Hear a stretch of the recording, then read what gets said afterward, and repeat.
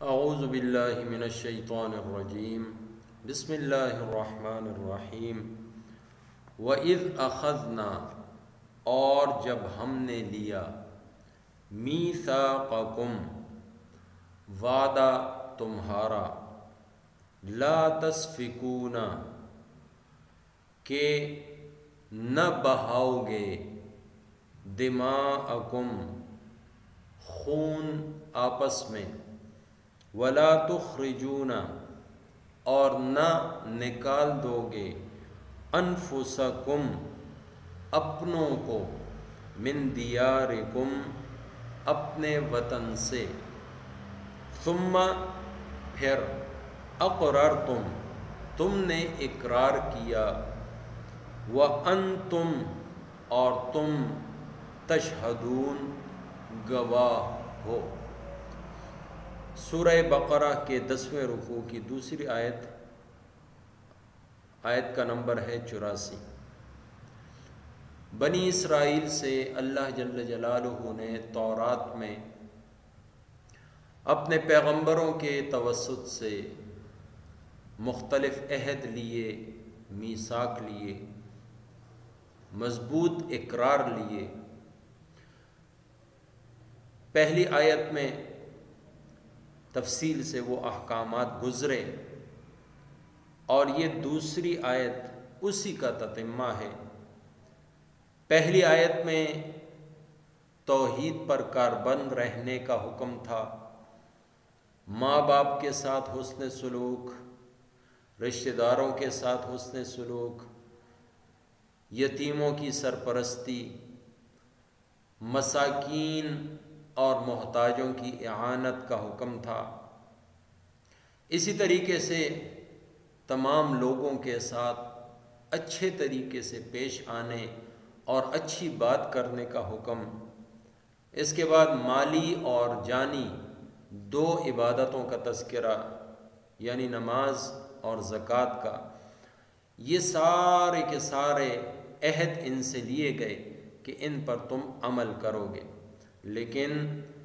ان کی سرشت ہی میں بات سے پھرنا، وعدے کا خلاف کرنا، عہد کو ایفا نہ کرنا، جیسا کہ ان کی طبیعت ثانیہ بن چکی تھی۔ تو اللہ رب العزت نے فرمایا کہ تم اپنے قول سے، اپنے قرار سے پھر گئے، اور تم تو ہو ہی پھرنے والے، یعنی یہ تمہاری عادت ہے۔ اور اے یہود، نبی علیہ السلام کے زمانے کے تم ہو یا تم سے قبل تمہارے آباء و اجداد، یعقوب علیہ السلام کی اولاد، چاہے موسیٰ علیہ السلام کے دور میں ہو، یوشع علیہ السلام کے دور میں ہو، اس کے بعد کے پیغمبروں کے زمانے میں ہو، تمہاری یہ سرشت بن چکی ہے، تمہاری یہ عادت بن چکی ہے کہ عہد کر کے تم توڑ دیتے ہو۔ اس کے ساتھ ساتھ ہم نے تم سے عہد لیا تھا کہ تم آپس میں ایک دوسرے کا خون نہ بہاؤ گے، آپس میں قتل اور قتال نہیں کرو گے، لڑائی جھگڑے، جنگ و جدل سے اپنے آپ کو بچاؤ گے۔ دوسری بات یہ ہے کہ اپنے ہم وطنوں کو اپنی زمین سے بے دخل نہ کرو گے، ان کو جلا وطن نہ کرو گے،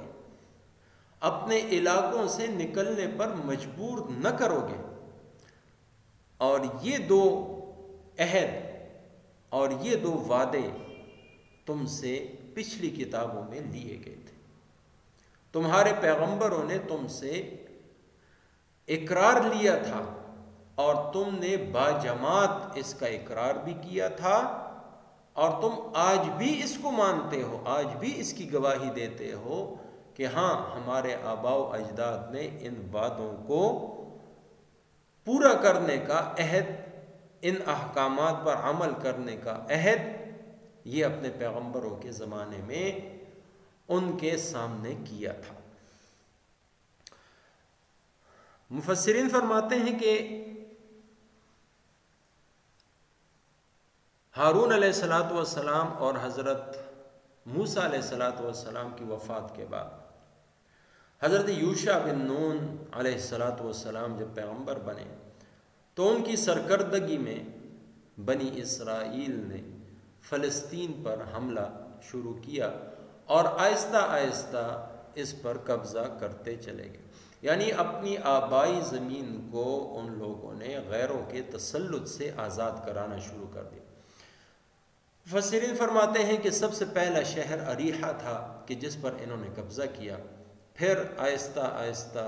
آہستہ آہستہ یہ لوگ پورے فلسطین پر قابض ہوتے چلے گئے۔ لیکن عجیب بات یہ ہے کہ ان لوگوں نے کوئی مرکزی حکومت نہیں بنائی، بلکہ یہ جو 12 قبائل تھے بنی اسرائیل کے، یہ قبائل جو تھے، ان میں سے جو قبیلہ جس علاقے پر قابض ہوتا چلا گیا وہاں پر اس نے اپنی حکومت بنا لی۔ گویا 12 حکومتیں تھیں، 12 ریاستیں تھیں، اور پھر ان کی آپس میں بنتی بھی نہ تھی، تو یہ آپس میں لڑائی جھگڑا کیا کرتے تھے، لڑتے جھگڑتے تھے، ایک دوسرے کے اوپر چڑھائی کر دیتے تھے، اور ظاہر جنگ و جدل میں خون بھی بہاتے تھے، ایک دوسرے کو قتل بھی کرتے تھے، اور پھر ایسا بھی تھا کہ کمزور پر طاقتور جب چڑھائی کرتا تو ان کو ان کے گھروں سے بھی بے دخل کر دیتا تھا۔ تو اللہ تعالیٰ نے ان سے عہد لیا تھا کہ تم یہ کام نہ کرو گے، لیکن انہوں نے اس وقت بھی اس حکم پر عمل نہ کیا تھا۔ اور یہ ایسے عہد ہیں، ایسے وعدے ہیں، ایسی چیزیں ہیں کہ جو ہر شریعت میں جس کا حکم ہے کہ ناحق خون، ناحق قتل، اس سے منع کیا گیا ہے۔ اور سورہ بقرہ کے ابتدائی آیات میں فرشتوں نے یہی ایک اعتراض کیا تھا کہ باری تعالیٰ یہ لوگ تو یسفک الدماء، یہ لوگ تو زمین میں جا کر ایک دوسرے کا خون بہائیں گے۔ تو اس چیز کی ممانعت آدم علیہ السلام کے زمانے سے لے کر آخری پیغمبر علیہ السلام تک ہر شریعت میں یہ حکم دیا گیا تھا کہ کسی کو ناحق قتل نہیں کیا جائے۔ ہاں، قصاصاً کسی کو قتل کیا یا رجم کی صورت میں کسی کو قتل کیا گیا تو وہ صورتیں ہیں حق کے ساتھ قتل کرنے، یعنی یہ ریاست کا کام ہے، عدالت کا کام ہے، لیکن کسی کو کسی دوسرے کے خلاف ہتھیار اٹھانے کی اجازت نہیں ہے۔ تو یہ میثاق ان سے لیا گیا تھا کہ لا تسفکون دماءکم، آپس میں ایک دوسرے کا خون نہیں بہاؤ گے۔ تو یہ لوگ جب ایک دوسرے کا خون بہاتے، پھر یہ سارے کے سارے مل کر فدیہ دینے کے لیے چلے جاتے۔ مثلا 2 قبائل کی آپس میں لڑائی تھی،